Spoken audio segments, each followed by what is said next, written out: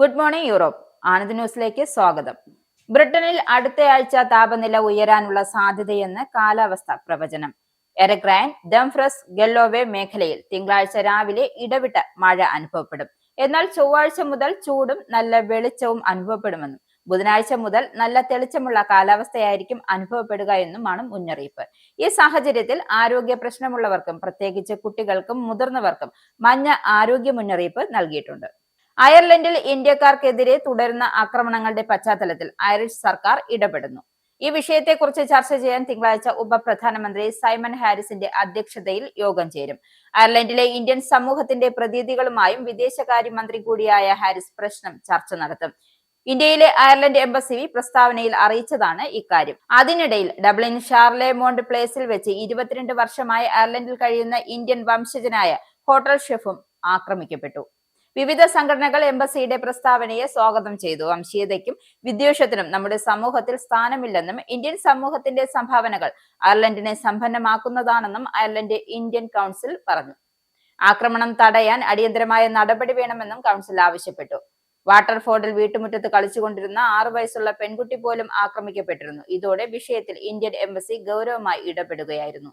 അയർലൻഡിൽ ഇന്ത്യക്കാർക്ക് നേരെയുള്ള ആക്രമണം തുടരുന്നു. 22 വർഷമായി അയർലൻഡിൽ കഴിയുന്ന ഇന്ത്യൻ വംശജനായ 51കാരന് നേരെയാണ് ഏറ്റവും ഒടുവിൽ ആക്രമണം ഉണ്ടായത്.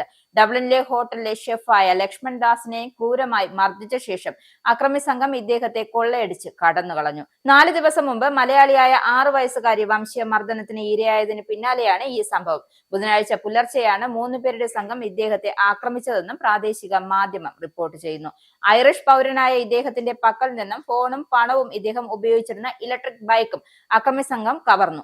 സൗത്ത് ഡബ്ലിനിലെ ഷാർലെമോണ്ട് പ്ലേയിൽ വെച്ചാണ് ലക്ഷ്മൺ ദാസ് ആക്രമിക്കപ്പെട്ടത്. അതേസമയം മോഷണം മാത്രമായിരുന്നില്ല ആക്രമണത്തിന്റെ ഉദ്ദേശമെന്നും വംശീയ അതിക്രമമല്ലെന്നുമാണ് റിപ്പോർട്ട് ചെയ്യുന്നത്. ആക്രമണത്തിൽ സാരമായി പരിക്കേറ്റ ലക്ഷ്മൺ ദാസിനെ സെന്റ് വിൻസെന്റ് ആശുപത്രിയിലേക്ക് മാറ്റി. UK കോടതി ശിക്ഷിക്കുന്ന മിക്ക വിദേശ കുറ്റവാളികളെയും ജയിൽ ശിക്ഷയ്ക്ക് പകരം ഉടനടി നാടുകടത്തും. മിക്ക വിദേശ തടവുകാരെയും കുറ്റക്കാരെന്ന് കണ്ടെത്തി ജയിലിലടച്ചാലുടൻ നാടുകടത്താൻ സർക്കാരിന് അധികാരം നൽകുന്ന നിയമനിർമ്മാണത്തിൽ മാറ്റം വരുത്താൻ ജസ്റ്റിസ് സെക്രട്ടറി ഷബാന മഹ്മൂദ് നിർദ്ദേശിച്ചു.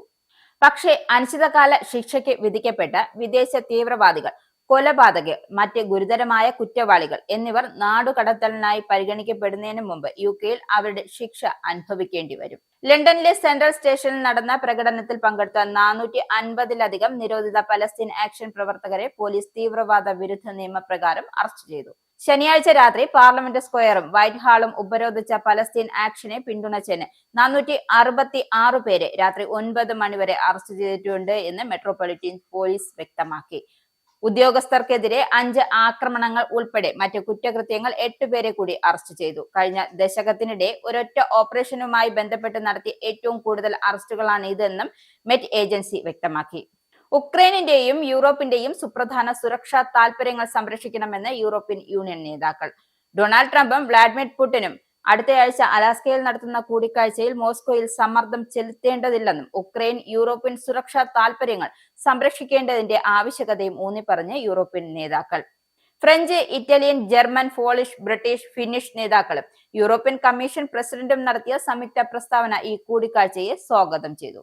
എന്നാൽ ചർച്ചകളിൽ ഉക്രൈനില്ലാതെ ഉക്രൈനിലെ സമാധാനത്തിലേക്കുള്ള പാത തീരുമാനിക്കാൻ കഴിയില്ല എന്നും വെടിനിർത്തലിന്റെയോ ശത്രുത കുറയ്ക്കലിന്റെയോ പശ്ചാത്തലത്തിൽ മാത്രമേ ചർച്ചകൾ നടക്കൂ എന്നും യൂറോപ്യൻ നേതാക്കൾ അഭിപ്രായപ്പെട്ടു. സജീവമായ നയതന്ത്രം, ഉക്രൈനിൽ നിന്നുള്ള പിന്തുണ, അവരുടെ നിയമവിരുദ്ധ യുദ്ധം അവസാനിപ്പിക്കാൻ റഷ്യൻ ഫെഡറേഷനിൽ സമ്മർദ്ദം എന്നിവ സംയോജിപ്പിക്കുന്ന ഒരു സമീപനം മാത്രമേ വിജയിക്കൂ എന്നും പ്രസ്താവനയിൽ ആവശ്യപ്പെട്ടു. യൂറോപ്പിലെ ആദ്യ മലയാളി ലയൺസ് ക്ലബിന് തുടക്കമായി. പ്രസിഡന്റായി കോതമംഗലം സ്വദേശി ഷോയി കുര്യാക്കോസിനെ തിരഞ്ഞെടുത്തു. ലയൺസ് ക്ലബ് കൊച്ചി യൂറോപ്പ് എന്ന് പേര് നൽകിയിരിക്കുന്ന ക്ലബിൽ ആദ്യഘട്ടത്തിൽ യൂറോപ്യൻ രാജ്യങ്ങളിൽ നിന്നുമുള്ള മലയാളികളായിരിക്കും അംഗങ്ങൾ. തുടർന്ന് യൂറോപ്പിലെ വ്യത്യസ്ത രാജ്യങ്ങളിൽ മലയാളികളുടെ ലയൺസ് ക്ലബ്ബുകൾ രൂപീകരിക്കുമെന്നും സംഘാടകർ അറിയിച്ചു. ലയൺസ് ക്ലബ് സെക്രട്ടറിയായി ജോളി തോമസ്, ട്രഷററായി ടിൻഡു അബ്രഹാം എന്നിവരെ തിരഞ്ഞെടുത്തു. ഞങ്ങൾക്ക് ഇത്രയും വലിയ ഒരു ക്ലബിന്റെ ഭാഗമൊക്കെ കൊച്ചി യൂറോപ്പ് എന്ന സംഘടനയ്ക്ക് സാധിച്ചു. ഞങ്ങളത് യൂറോപ്പിൽ ഓരോ രാജ്യങ്ങളിലും അത് ഞങ്ങളുടേത് പന്തലിക്കാനാണ്. മലയാളികളുടെ ഏറ്റവും വലിയ ഒരു പ്രസ്ഥാനമായി ഇത് മാറും എന്നുള്ള നിസ്സംശയം ഞങ്ങൾക്ക് പറയാം. കാരണം ഇങ്ങനെ ഒരു താല്പര്യം പറഞ്ഞപ്പോൾ ഓരോ മലയാളികളുടെയും ഈ ലയൺസിനോടുള്ള താല്പര്യം ഞങ്ങൾക്ക് മനസ്സിലായി. കാരണം അത്രയേറെ സർവീസ് ഓറിയൻറ്റഡ് ആയിട്ട് ചെയ്യുന്ന ഓരോ കാര്യങ്ങളും ഞങ്ങൾ യൂറോപ്പിൽ നിന്നും ഞങ്ങൾ വിലയിരുത്താറുണ്ട്. Offshore operation specialist Bristow Norway Beta technologies ആലിയയുമായി ചേർന്ന് വിമാന സർവീസുകൾ ആരംഭിച്ചു. കുറഞ്ഞ എമിഷൻ വിമാനങ്ങൾക്കായി അനുവദിച്ചിരിക്കുന്ന പുതിയ നോർവീജിയൻ മേഖലയിലേക്കുള്ള പരീക്ഷണ സർവീസ് ബ്രിസ്റ്റോ നോർവേ ആരംഭിച്ചു. നോർവേ റീജിയൻ സിവിൽ ഏവിയേഷൻ റെഗുലേറ്ററിയും എയർപോർട്ട് ഓപ്പറേറ്ററും അവിനൂർ സ്ഥാപിച്ച പരീക്ഷണ മേഖലയ്ക്ക് ഇലക്ട്രിക് വിമാനമാകും സർവീസ് നടത്തുക. അയർലൻഡിൽ നിന്നുള്ള നിരവധി യൂറോപ്യൻ രാജ്യങ്ങളിലൂടെ കടന്നുപോയ വിമാനങ്ങളുടെ പരമ്പരയ്ക്ക് ശേഷം ബ്രിസ്റ്റോ തുടക്കത്തിൽ സാവഞ്ചസ്റ്ററിനും ബർഗറിനും ഇടയിൽ സർവീസ് നടത്തും. ഈ വർഷം അവസാനത്തോടെ അധിക റൂട്ടുകളിലേക്ക് വ്യാപിപ്പിക്കാൻ സാധ്യതയുണ്ട്. ഫ്രാൻസിലെ ഏറ്റവും മുതിർന്നതും ഒരുപക്ഷെ അവസാനത്തേതുമായ പത്രവിൽപ്പനക്കാരനെ തേടി ഫ്രഞ്ച് പ്രസിഡന്റ് ഇമ്മാനുവൽ മാക്രോന്റെ ഓർഡർ ഓഫ് മെരിറ്റ് പുരസ്കാരം. ഒരുപക്ഷെ യൂറോപ്പിലെ അവസാനത്തെ പത്രവിൽപ്പനക്കാരനാവുമെന്ന ചരിത്രത്തിൽ ഇടം തേടുന്ന പാരീസിലെ അലി അക്ബർ ഫ്രഞ്ച് സംസ്കാരത്തിന് നൽകിയ സംഭാവനകൾ മുൻനിർത്തി അടുത്ത മാസം പ്രസിഡന്റിൽ നിന്നും ഫ്രാൻസിന്റെ പരമോന്നത ബഹുമതികളിലൊന്നായ ഓർഡർ ഓഫ് മെരിറ്റ് ഏറ്റുവാങ്ങും. 50 വർഷത്തിലേറെയായി പാരീസിൽ പത്രം വിറ്റുവരികയാണ് അലി അക്ബർ. വിദ്യാർത്ഥിയായിരിക്കെ പ്രസിഡന്റ് ഇമ്മാനുവൽ മാക്രോൺ അക്ബറിൽ നിന്നും പത്രങ്ങൾ വാങ്ങിയിരുന്നു. ഫ്രാൻസിലെ 75 വർഷത്തിനിടയിലെ ഏറ്റവും വലിയ കാട്ടുതീ ഇതുവരെ അണയ്ക്കാൻ സാധിച്ചിട്ടില്ല. പാരീസിനേക്കാൾ വലിയ ഒരു പ്രദേശം കാട്ടുതീയിൽ കത്തി നശിച്ചു എങ്കിലും കുറച്ച് ദിവസങ്ങൾ കൂടി കത്തിക്കൊണ്ടിരിക്കുമെന്നും അധികൃതർ വ്യക്തമാക്കി. ചൊവ്വാഴ്ച തെക്കൻ ഫ്രാൻസിലെ റിബൌട്ട് ഗ്രാമത്തിന് സമീപമുണ്ടായ തീപിടുത്തത്തിൽ ഒരു സ്ത്രീ മരിക്കുകയും 11 അഗ്നിശമന സേനാ അംഗങ്ങൾ ഉൾപ്പെടെ 13 പേർക്ക് പരിക്കേൽക്കുകയും ചെയ്തു.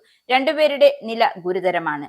ജണ്ടർമേരി സൈനിക ഉദ്യോഗസ്ഥർ എന്നിവരോടൊപ്പം 2000-ലധികം അഗ്നിശമന സേനാംഗങ്ങളും 500 അഗ്നിശമന വാഹനങ്ങളും ഓഡോഫ് മേഖലയിലേക്ക് വിന്യസിച്ചിട്ടുണ്ടെന്നും ഉദ്യോഗസ്ഥർ പറഞ്ഞു.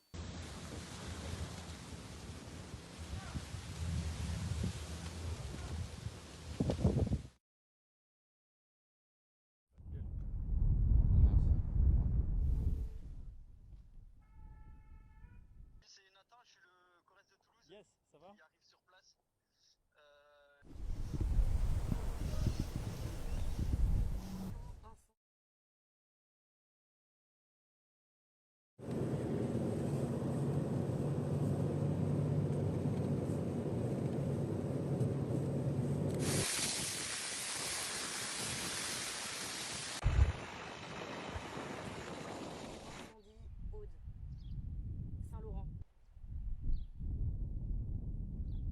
ഇന്ത്യൻ വിദ്യാർത്ഥികളുടെ ആഗോള പഠന കേന്ദ്രമായി അയർലൻഡ് മാറുന്നു. അയർലൻഡിൽ വിദേശ വിദ്യാർത്ഥികളുടെ എണ്ണം വർദ്ധിക്കുന്നതിന് അനുസൃതമായി ഇന്ത്യയിൽ നിന്നുള്ള വിദ്യാർത്ഥികളുടെ എണ്ണവും കൂടുന്നു. കഴിഞ്ഞ വർഷത്തേക്കാൾ 15% വർധനവാണ് വിദേശ വിദ്യാർത്ഥികളുടെ കാര്യത്തിൽ ഉണ്ടായിട്ടുള്ളത്. 40,400 വിദേശ വിദ്യാർത്ഥികളാണ് കഴിഞ്ഞ വർഷം ഇവിടെ പഠിക്കാനെത്തിയത്. ഇവരിൽ 20% ഇന്ത്യൻ കുട്ടികളാണ്. അഫോർഡബിൾ ബിരുദങ്ങളും മികച്ച തൊഴിൽ അവസരങ്ങളുമാണ് കൂടുതൽ ഇന്ത്യൻ വിദ്യാർത്ഥികളെയും ഇവിടേക്ക് ആകർഷിക്കുന്നത്. IDP എഡ്യൂക്കേഷൻ പഠനം അനുസരിച്ച് 2024-ൽ ഇന്ത്യയിൽ നിന്നുള്ള പെൺകുട്ടികളുടെ പ്രവേശനത്തിൽ 60%-ലധികം വർധനവുണ്ടായി. മോർണിംഗ് ന്യൂസ് അവസാനിക്കുന്നു. നമസ്കാരം. ഇസ്രായേലിന്റെ 5 സൈനിക താവളങ്ങളിൽ കനത്ത നാശനഷ്ടം. മോദി വെളിപ്പെടുത്തുന്ന ഇന്ത്യയുടെ വികസനത്തിന്റെ മയക്കുമരുന്ന് വിൽപ്പനയ്ക്കെതിരെ ശക്തമായ നടപടിയെടുത്ത് ഷാർജ പോലീസ്. അമേരിക്കയിലെ സാധാരണ മനുഷ്യരോട് കൂടിയാണ് കോൺഗ്രസിനുള്ളിൽ പങ്കുവയ്ക്കാൻ വി ഡി സതീശൻ. ഓപ്പറേഷൻ സിന്ദൂറിൽ ഉപയോഗിച്ച